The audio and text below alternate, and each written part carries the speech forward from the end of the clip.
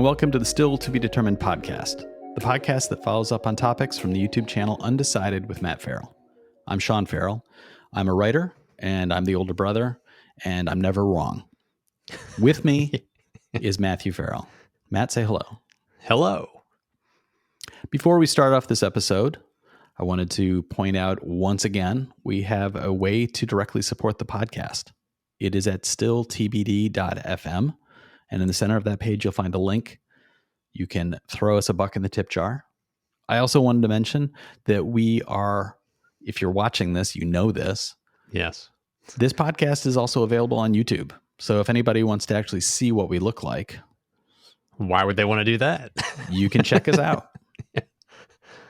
This week, we're going to be talking about Matthew's most recent episode, which is Geothermal Energy Explained. A not so hot solution? Question mark? You like what I did there? You like that? Yeah. I didn't like what you did there. Okay. And you started with several puns right at the beginning, and we'll try not to talk about those too much. Yeah. Pressure is building for you, Matt, to stop with the puns. No, Sean. Yeah. Do you see what I did there? Yes. Once again, Mom would be so proud of us. Yes, absolutely. Yes. So obviously with this one, you're talking about getting heat from the earth. And real quick, jumping to the end of your episode, I thought it was very interesting that you were going on and on with there is potentially impact around this kind of energy production. Yep. If you're putting water into the ground and it's working with fissures that lead to faults that end up triggering something. Yeah. And I guess last night there was another Fukushima quake. What? I didn't hear that. Yeah, there was a quake at Fukushima again. It was a 7.3 and not, of course, related to energy production of this type. Right. But I thought as I was watching the episode, oh, how strange. The quakes would be in the news while you're saying, and be careful if you're using this as your means of energy production, because there's a small chance of an earthquake. There is a chance of an earthquake. Yes. It seemed to me like the means of getting the most out of this energy production was actually the one with the least energy production, which was the modular version that you talked about. Yeah. And I'm curious, that's a startup and they're still in testing phase. Is that where they are? Yeah. I think they're in the pilot phase right now. Yep. And it's a US company. Mm-hmm. And it seemed like it was in the same vein as other modular energy production solutions that you've talked about in other videos. And I wonder, have you seen in your research around these topics, have you seen modularity as a key component or an expanding component in this field? Because it really does seem like there's an embracing of the idea that not one size will fit all. Yes, it's interesting that you bring that up. I haven't thought about talking about this in a broader sense, but there is absolutely a modularity across all these different things, from small modular reactors to this. It's like you're seeing this trend more and more. And even like from the vertical farming, there's that modular using basically trailers to create these expandable systems. The benefit of it is it simplifies production, because you're not having to do crazy custom tailored solutions for a specific region. You have the same exact module and it's like, oh, you just need 10, you need 4, you need 6. It makes it very easy to scale. And by making it easy to produce, it reduces the manufacturing and production costs of making that single unit. So it's a way to be more cost effective and reduce the costs of installing these systems across the board, which is part of the reason why I think we're seeing more of it in all these different energy generation and energy storage systems. Like think about like Tesla's megapacks. It's like, how many megapacks do you need? Oh, you need 100 of them where you need 50 of them. It's the modular approach is definitely where things seem to be kind of gravitating towards. I was reminded also of in the hydroelectric video you had about a month ago, the small units that are sunk to the bottom of a river floor and Yep. have a slow moving propeller, and they looked a little bit like just like a turtle, just like sunk to the bottom. Yep. That same concept of, well, if you have enough terrain at the bottom of a river, you can put in 12 of those, or 3 or 19, Right. whatever would fit. And it seems like that also is a very useful approach for exporting this technology, because as opposed to trying to take a place that might not have the infrastructure or the real estate in order to put in a major hydroelectric dam, if you are able to sell a set of 20 of a smaller thing, and they can be used in the regions where, who's to say there's not just barely enough room for one of those geothermal units in an area, but there would be room for 3 of the hydroelectric units, Right. mixing and matching, almost like, you know, picking from a buffet, Yep. of being able to help a region shore up its grid and not be over invested in one technology that, if it turns out to not be the right fit for a region, there's more flexibility in being able to redirect yourself. If something doesn't work, you can change direction and try something else, as opposed to, well, we've got this dam now. So, yeah, exactly. is there anything on the horizon from this perspective, the modularity, that you're going to be talking about in the future, in a future video? Actually, there's a video I'm working on right now around passive homes, passive solar net zero homes. I did a video on net zero buildings, like office buildings.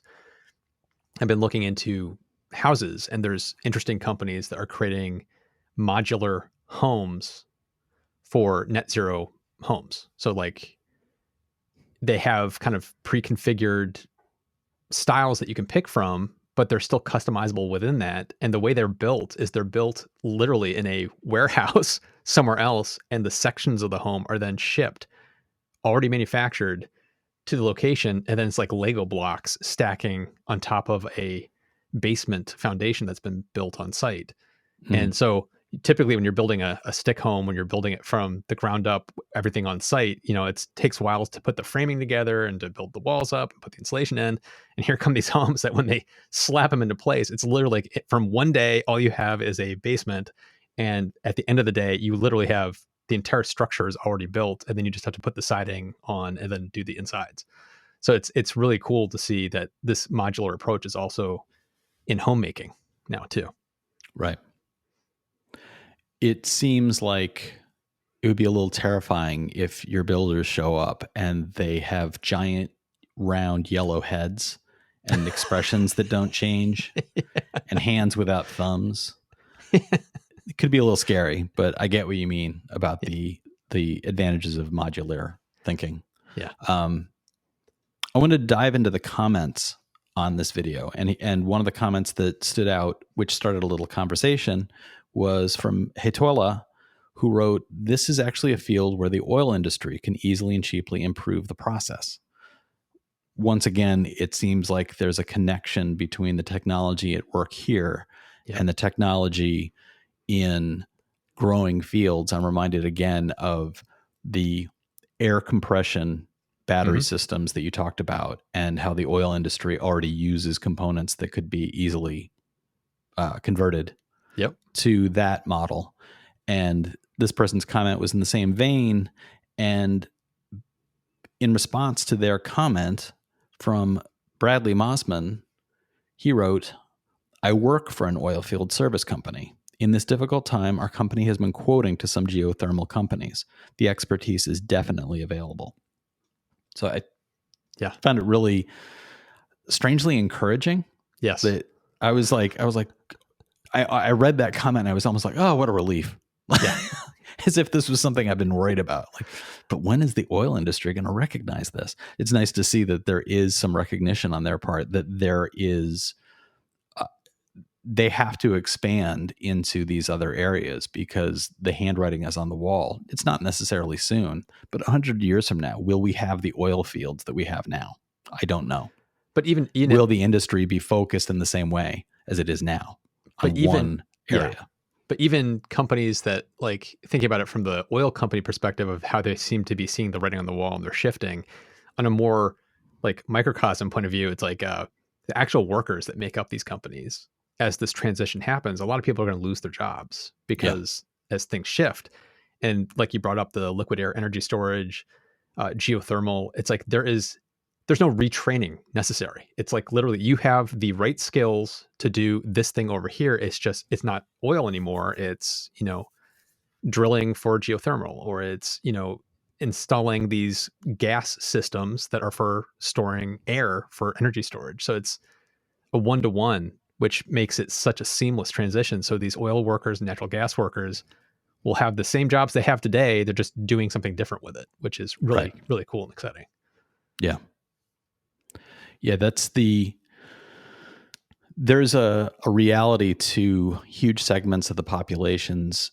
And unfortunately, a lot of it is consolidated in specific pockets in the country and globally around who is most impacted by transitions from coal and oil and gas to Yep. renewable energies.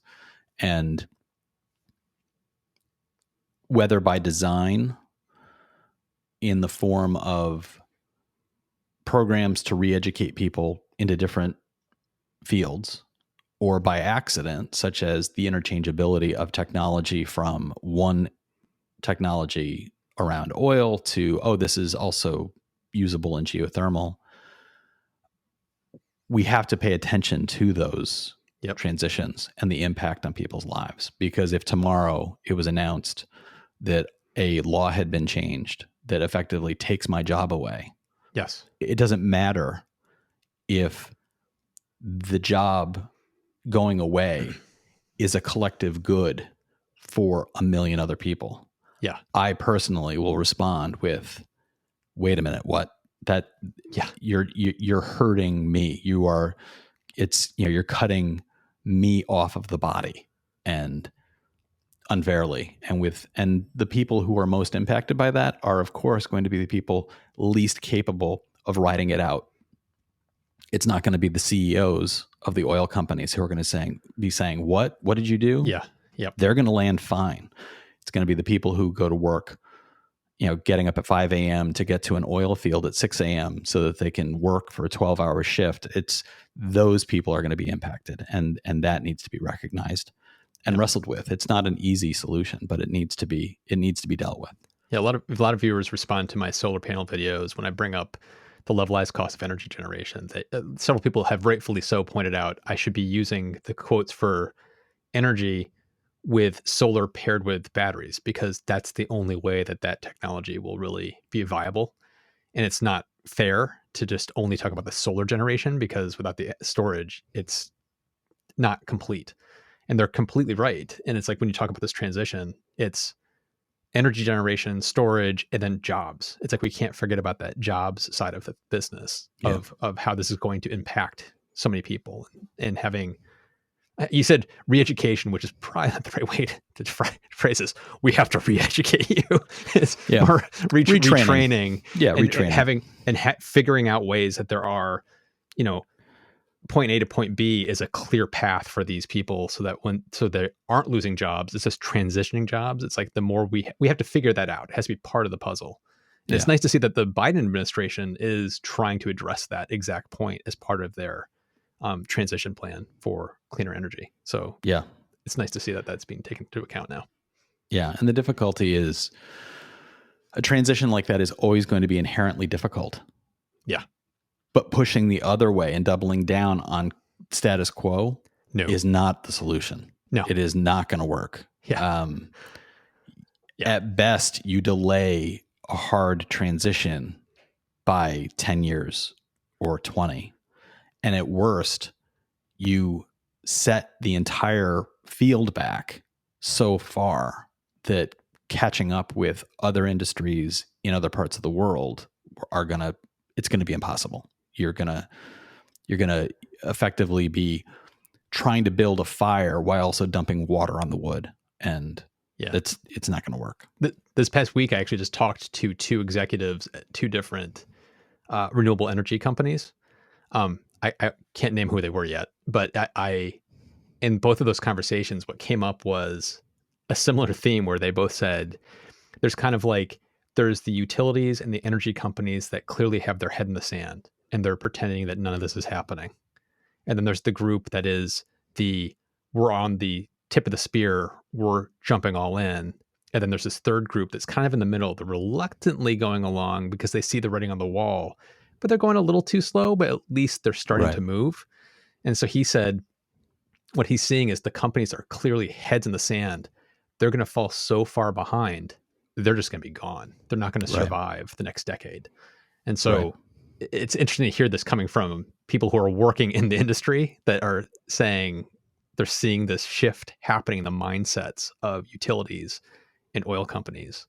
And even there's a video I have coming up on lithium mining. And I talked to a company that's doing some really interesting things with trying to improve that. The mining industry is really reluctant to change. Sure. And he has a technology that's radically different. And it's interesting to hear how he's trying to chip away and get them to shift. And he's starting to make inroads with some of these companies. But once one company makes the change and shows that they can increase their profit margins by 250%, it's like every other one is going to come flying because they're going to have to. So it's like we're starting to see this transition, but it's happening kind of slowly, and then it's going to suddenly ramp up and be really fast. It's not going to be a linear change. Well, I'm reminded of, as you're talking about all of this, like you have Tesla. Yeah. And, they're clearly at the vanguard of an industry.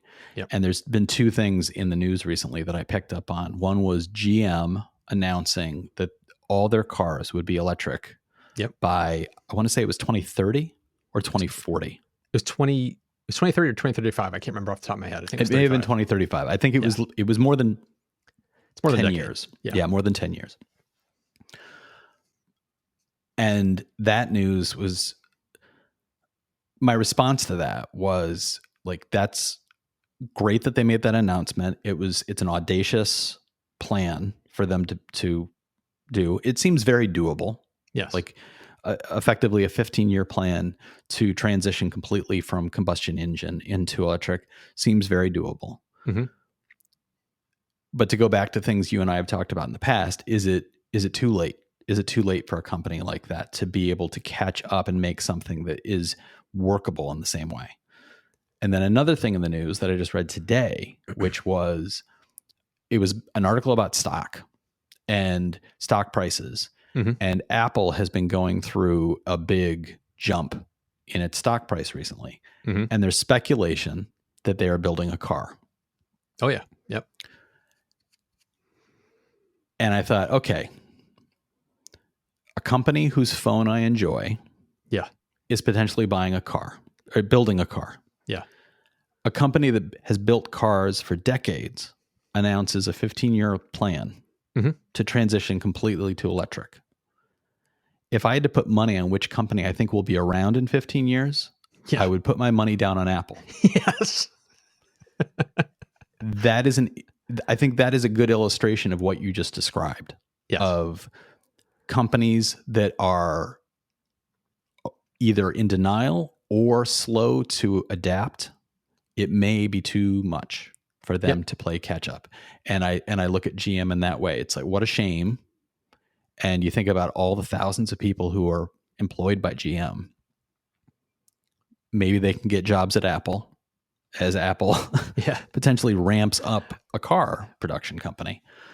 Well, the thing about that though, Sean, is they are most likely not going to make it themselves. They're going to partner with a company like how Foxconn builds the iPhones for them. Right.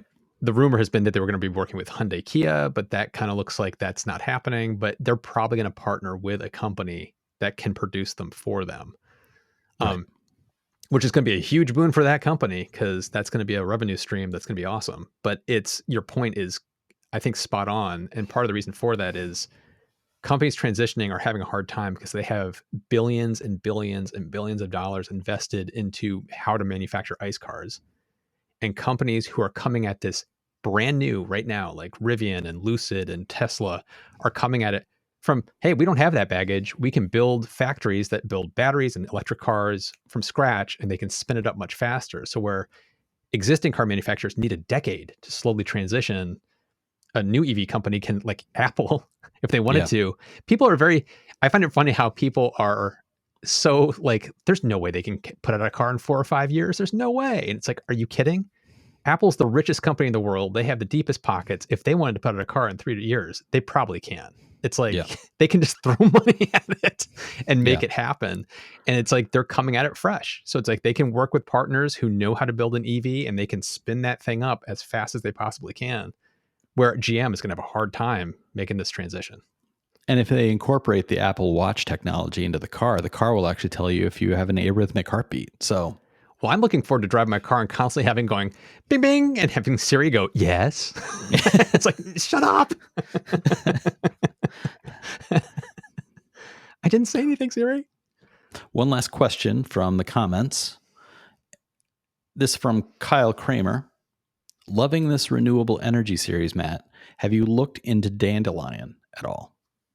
Why? And you responded, yes. I actually have been. Yes. And I was wondering if you could give us a tease as to what is Dandelion and are you working on a video around that? I am working on a video around geothermal heating and cooling for homes. And Dandelion is a company that specializes in making that happen. And right now they're US based and they're pretty much focused in the Northeast where I live. So it's like they kind of service mainly New York State, because oil use for heating is pretty much in the United States. Of all the oil use that's used to heat people's homes, something like 83% of it is here in the Northeast. And so it's really expensive. It's very dirty.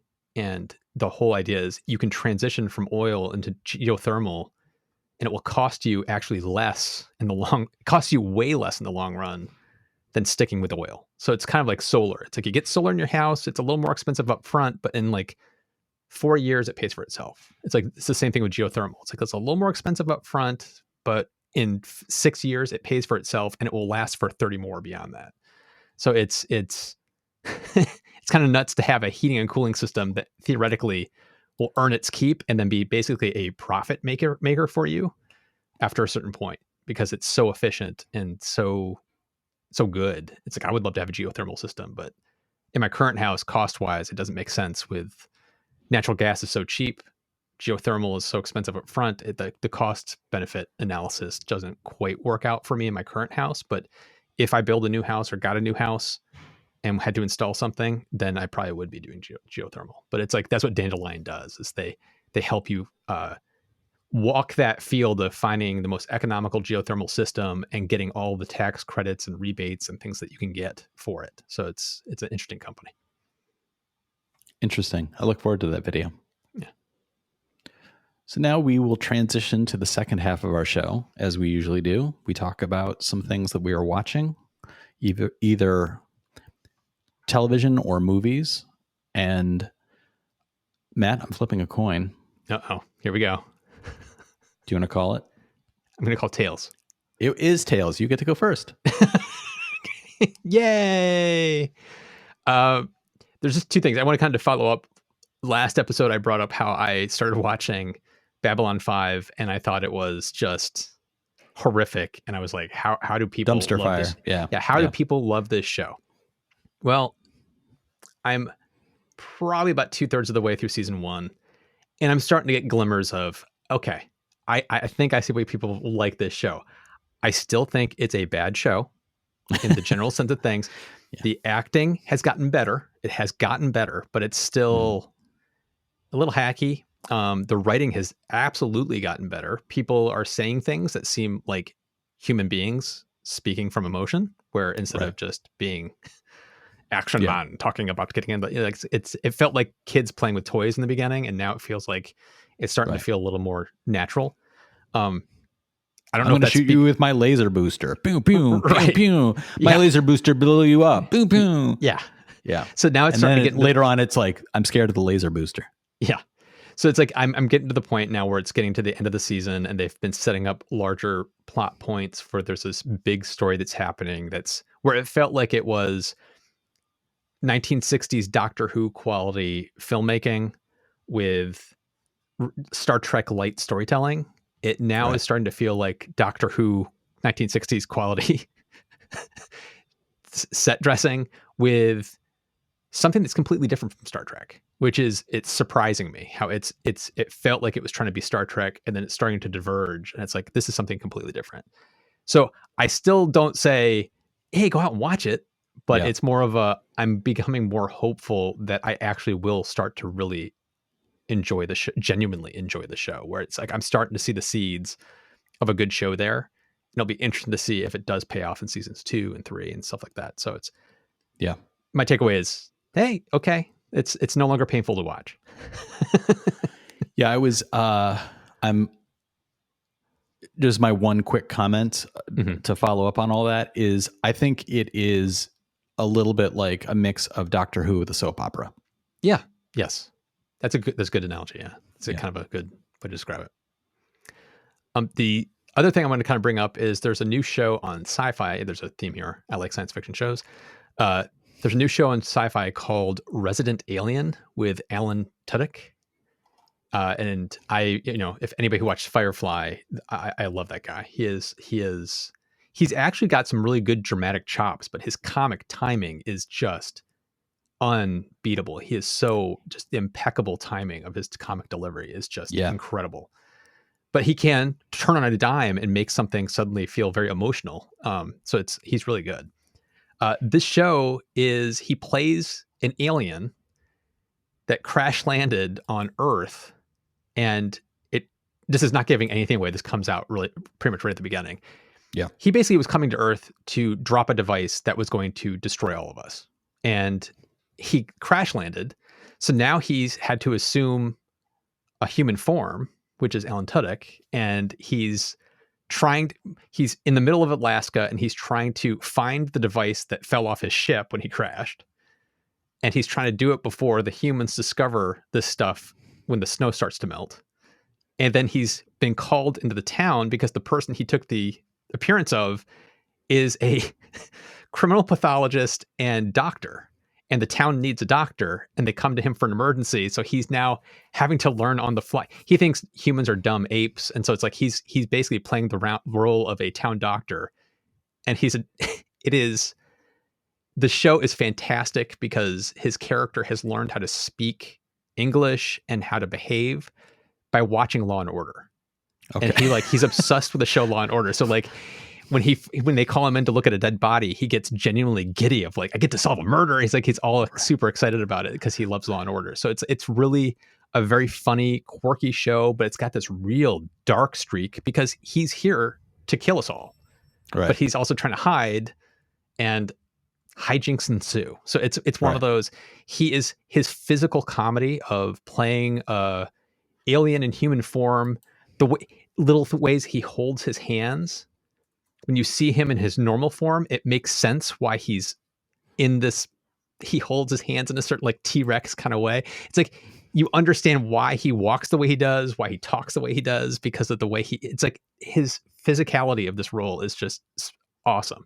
I'm not saying this is a great show. I would say it's good. It's a good show. But my wife and I are laughing hysterically at the show. It's really, really funny. It's basically a comedy. It's a dark comedy. Yeah. So I'd recommend checking it out. If you can get the Sci-Fi app, you can watch these episodes for free. They're loaded with commercials that you have to sit through, but it's free. So I would recommend just checking out the first couple episodes. It's fun. I love Alan Tudyk. He's my favorite character in Rogue One. Yeah. He's K2SO in that. My hope is that he will reprise that role in the series that's going to be based around Diego Luna's character from that movie. I'm a big fan of him in the first season of Doom Patrol, where Yeah. he is one of the best villains that's ever been in a superhero show. Yes. Who's constantly breaking the fourth wall. And as you said, his ability to combine comedy with dark drama and even malevolence is impressive. Mhm. He's also in a great movie about two hillbillies who fight a monster uprising. Trying to pull up I always forget the name of it. Tucker and Dale versus Evil. That's what it is. 2010. Okay. Tucker and Dale are friends in a mountain cabin.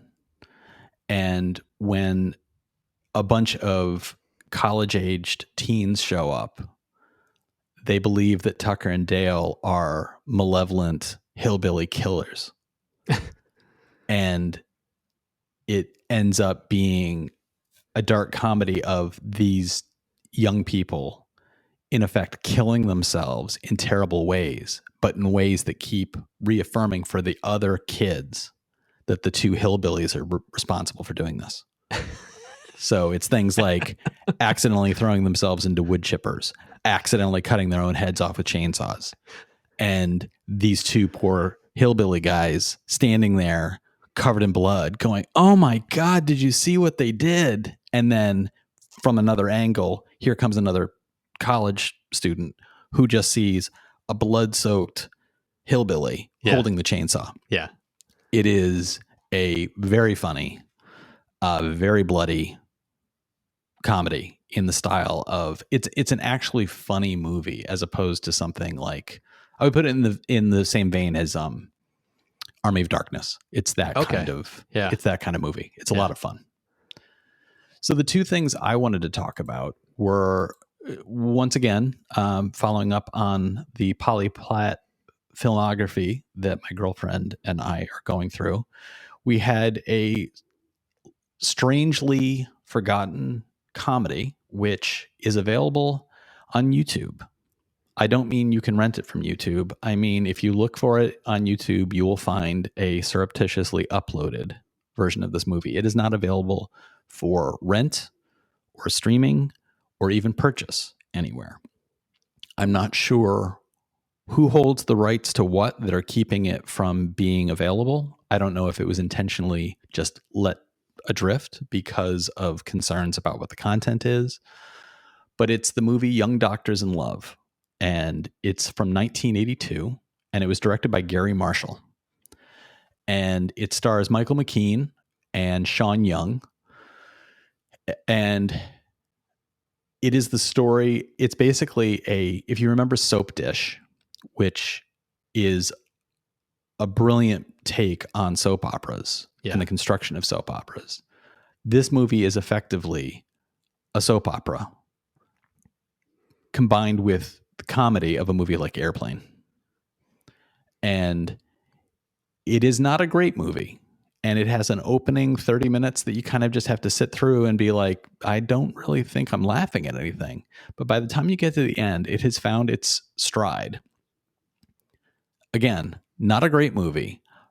But at the end of it, we were both thinking, I'm glad I watched that. It was fun. And it's just interesting to see an actor like Sean Young and Michael McKean in a movie like this, where he's doing dramatic stuff that you don't normally see Michael McKean doing, and she's doing comedy stuff that you don't usually see her do. Mm-hmm. And it has a ton of cameos that if you don't actually know soap operas, you won't get. So I didn't know them because I don't know soap operas, but you can tell when the soap opera stars show up, including an uncredited Susan Lucci. So it's an interesting little film. And again, go to YouTube, you'll find it. The other one I wanted to talk about is a brand new movie. It is one of the films that is being released right now, not for rent, but for effectively theater at home. Mm-hmm. So it will cost you $20 to view. And my girlfriend was very interested in it, even though she didn't know anything about it. She was just interested in it and wanting to support it. And my response was, if we want people to continue to make new movies, we're occasionally going to have to pay as if we were going to a theater. Yep. So I have no problem with that. We support things in the vein of our HBO Max subscription, our Netflix and Hulu subscriptions, and that's all fine. But for something like this was an opportunity, it felt like, to actually kind of vote on Yeah. a movie, to Yeah. actually kind of like put my hand up and say, like, keep making stuff like this. Yeah. And it's the movie Barb and Star Go to Vista Del Mar. Oh, yeah. Yes. And it is written by Kristen Wiig Yeah. and Annie Mumolo, who were the writers behind Bridesmaids. This is not a commentary film around relationships and friendships and a woman's role in the world the way that Bridesmaids was. It's hard to say what it is. It is absolutely one of the most joyous and funny movies I've seen in a long time. We laughed at this in a way that we haven't laughed for, literally months. It felt like this is a vaccination against depression during this pandemic era that was sorely needed. And I absolutely love this movie. And I know it's a movie I will want to watch again. This is a movie that when it is available for streaming through some service or rent, I will absolutely want to pick it up again. It's the kind of movie that I would like to own. Mm-hmm. It stars alongside both Mumolo and Wiig. It also stars Jamie Dornan, who is most famous for 50 Shades of Grey. Yep. And he was also in a series called The Fall, where he played a killer. So good. That show is so good. And that show is very good. 50 Shades of Grey, yeah, very serious, hypersexual storyline. The Fall, dark, sociopathic killer storyline. And here's a comedy. I have a feeling that Dornan and his agent were like, get me anything else. Yeah. Find me a way to expand into other territories. And this comedy, which is full of full-on musical numbers that come out of nowhere, pun work, setups of long boiling jokes that don't pay off until literally like the last 10 minutes, 5 minutes of the movie. Right. And he has a musical number in this in which he keeps singing to seagulls. And I loved it. And the Kristen Wiig plays two characters. The main storyline being that Kristen Wiig and Annie Mumolo's characters are middle-aged women who are roommates, and their lives are just perfect reflections of each other. They finish each other's sentences. They do the same things with each other. They are 24 hours a day with each other. Right. They are not individuals. And it is the story of the two of them learning to find space between them so they can actually see each other and actually have a stronger friendship as a result. But the hard transition into that is the conflict of the story. There's a B plot, which is Kristen Wiig's other character, who is effectively a Bond villain who wants to destroy the town of Vista Del Mar. And her Machiavellian schemes to destroy the town intersect with these two women who are just on a vacation. Mm-hmm. And like I said, I laughed more at this than I have laughed at a lot of things during the past year. And when the movie was over and we were just sitting quietly on the couch, it was the kind of movie that I wanted to give it the respect it deserves. So we watched the entirety of the credits. Uh-huh. And there are some, closing scenes at the end of the credits. Right. But nothing that made it like I wouldn't have missed anything by not watching the entirety of the credits. But I felt like this is a movie that was just like, if I was in a theater, I would sit in the seat until the end of the credits. That's how I felt about this movie. Show it the respect. And I turned to my girlfriend and I said, that much laughing, I can feel the oxygen in my lungs in the way I haven't felt it in a long time. It was so relaxing. I felt so good. And so I very, very heartily recommend checking out Barb and Star Go to Vista Del Mar. And I also said at the end of the movie, if they made another movie with these two characters in any context, I'm in line.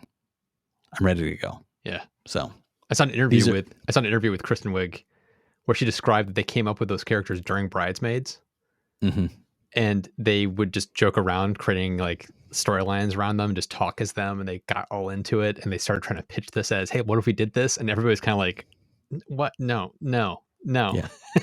So they finally sat down and came up with a entire plot for a movie that finally got, they got the backing they needed. But it's just funny to think that this started as just a joke between friends while filming a completely different movie. It has that feeling, and I think because it has that feeling, it feels like it's full of love. Yeah. So it's the two characters are unlike something like I compared it to a lot of the Will Ferrell movies or the Adam Sandler movies from the past 10 years. You're laughing at the characters, but you love the characters. Yeah. You aren't disrespecting the characters. You see them as loved people as opposed to something where you're mocking the character. Right. And there are a number of moments where people within the world that they've constructed kind of like scratch their head with a response to what the characters are doing with the like what you're doing what? Yeah. But immediately after that moment, those same characters smile and hug and encourage those characters to continue to embrace that kind of vision of what the world is like for them. So it's not a world pointing its fingers at these two people and saying, let's mock these two and take them down a peg. It is the world kind of saying like, well, good for you guys. Good. Yeah. Like that's great. And so it resonates with this love for these two characters that it just builds in a way that makes you feel so good when you're done with it. So I like the movie that I felt like it was most similar to in style of comedy was Kids in the Hall Brain Candy. Okay. Yeah. Which it's an excuse to have like, do you have a plot? Yes. But it's more of a plot as an excuse to be able to hang all these things on. Yeah. And here's a little bit of comedy that comes out of physical comedy. And here's a bit that comes out of a musical number. And here's a bit that goes into a parody of a Bond film. And here, like just trying different things and weaving through them and just having fun. And it really works. So cool. Thumbs up. I'm going to have to check that out. So everybody out there who's listening or maybe even watching should let us know if they've checked out any of the things we've been talking about. We've received a number of responses from listeners around some of the things that we've talked about in the past, but we are hungry to know, have you experienced Babylon 5 and want to defend it? Or do you want to warn Matt off the path before he gets too deep into it? Yeah. Or have you seen Barb and Star? And do you think I'm wrong and it was just the dumbest thing you've ever seen? Let us know. To remind you once again, we now have a way to directly support the podcast. You can visit stilltbd.fm. You'll see the support the podcast link right in the center of the screen. We thank you for any support you're willing to give. Please be sure to give us a rating, a review, and share us with your friends. It really does help the podcast. The podcast really does help the channel.